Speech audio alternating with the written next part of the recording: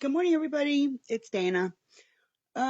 Okay, random thoughts I'm going through right now. Actually, I'm a little concerned that I'm experiencing it myself.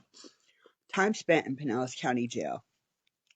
While I was in there, I realized they have this thing called PREA, and that's where you are not allowed to physically um, touch, hug, hold, high five, anything another, pardon me, inmate.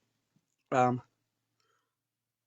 when I realized that as humans, we not only thrive for that, we need that. It's called kinetic energy. It's a passing of energy between human to human, and it's necessary for us to live. It's actually very important for us to experience a high five, hip bump, shoulder bump, elbow bump, whatever.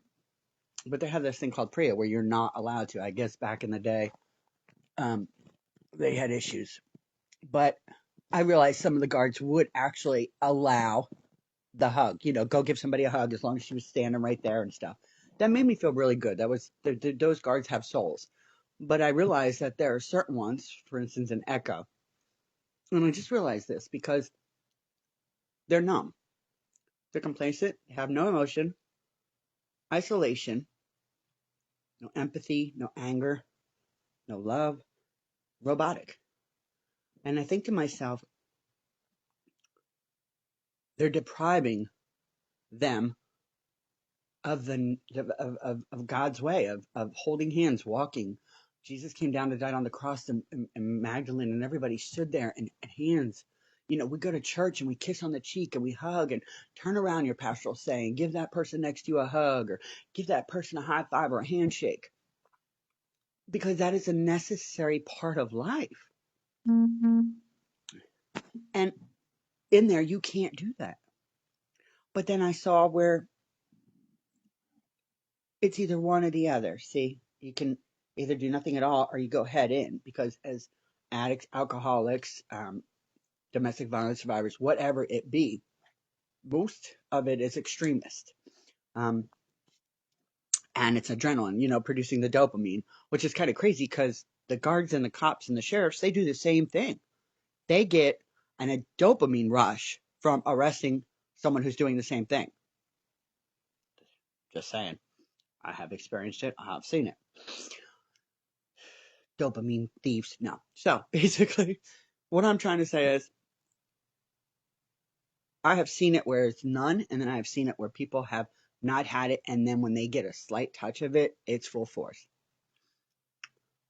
It hurts my heart because I am an emotional person. I believe in kinetic energy. I believe in sharing energy and lending my faith and lending my healing and lending everything that I have because if anybody has ever hugged me, shook my hand, we'll feel it. You feel it. And there's other people that have it too. I'm not the only one. I'm not the only shiner. I'm not the only person who has a El Shaddai spirit of love and peace or chakra or. So we are in there and we're basically 1 minute being told we need to stick together, support each other, uplift each other. And then the next time we're being told stay away from each other, don't talk to each other, don't lend anything. You can't lend anything, can't share anything, food, nothing. There's so there's no in between. I mean, I'm not saying it's a good or bad thing. I'm saying my experiences when I got out the first time on these allegations where I was guilty until proven innocent, so to speak. I didn't leave the house for a month. I was afraid of people. I've never been like that my entire life. And then this time when I got out, I just did the same thing. I was afraid to talk, speech. I was afraid to hug somebody.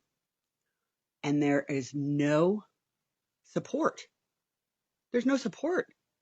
It's just like, oh, doors open, let you go. Now, you're guilty until proven innocent if you're lucky. Don't come here on vacation, by the way, because you will leave on probation if you're displeased. Don't. Think about that. But there's no support. There's no transition. So what happens is they go out, they're not used to it. They don't know how to deal with it because some people, it takes longer than others to deal with change. They have nowhere to live because they've lost everything. So they're just sent out to the world like wolves, like animals. I mean, wolves will make it, but like animals, running the streets. And then in Florida, if you're homeless, you get arrested. If you have nowhere to live, it's either probation or jail. You got to have somewhere. You got to stay at a shelter. This circle is appalling. It makes me sick to my stomach because how they can take someone as myself, and I've met others, and make other people think I am of a malice, mean, disgusting, whatever you want to call it.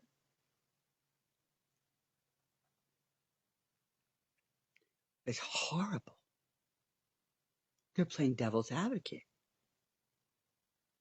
They're trying to be God in one sense, reform, and then on the other sense, they're playing the devil. The place is full of evil.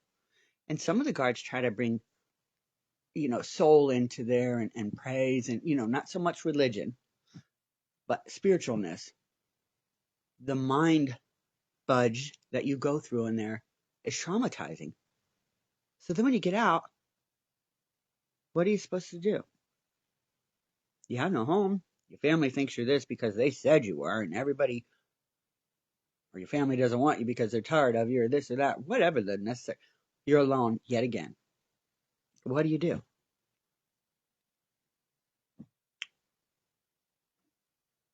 You fall into the wrong hands. You get into the wrong situations. You know, I have met and still continue to meet people in my journey who I'm truly grateful for. But I think the reality is that when I had gotten arrested,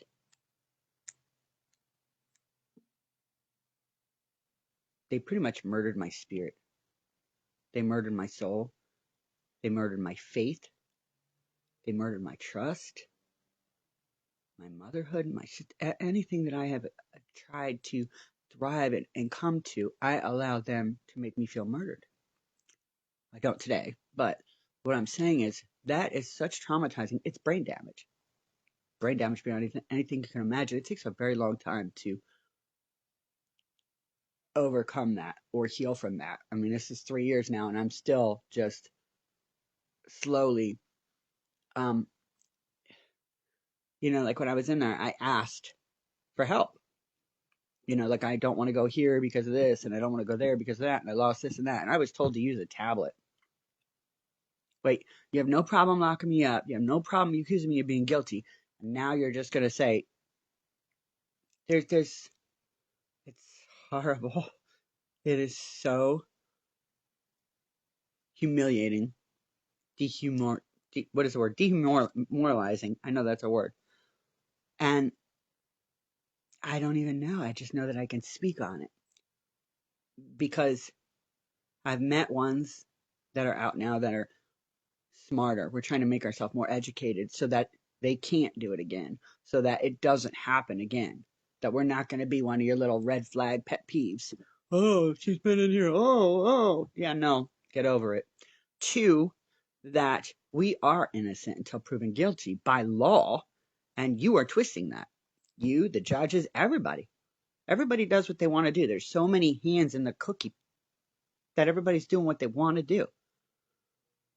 I had trainees arrest me that night, and the lieutenant wasn't even there. He showed up later to make sure everything was going well.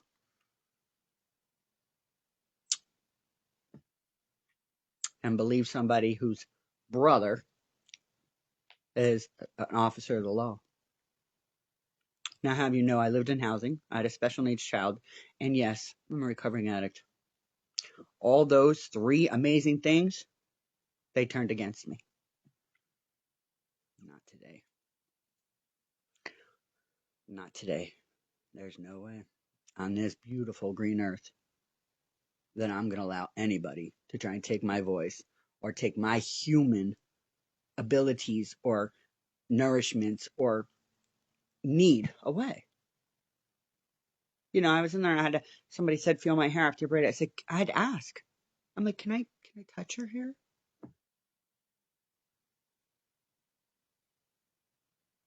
Unbelievable.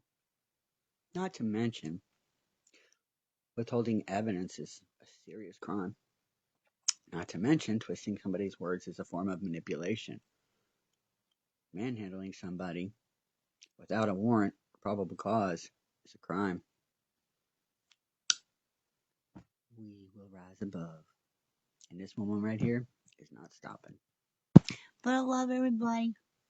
Okay. Bye. By the way, hug somebody today. Tell them you love them because they need it. That's what's wrong with this world. We let the government control us.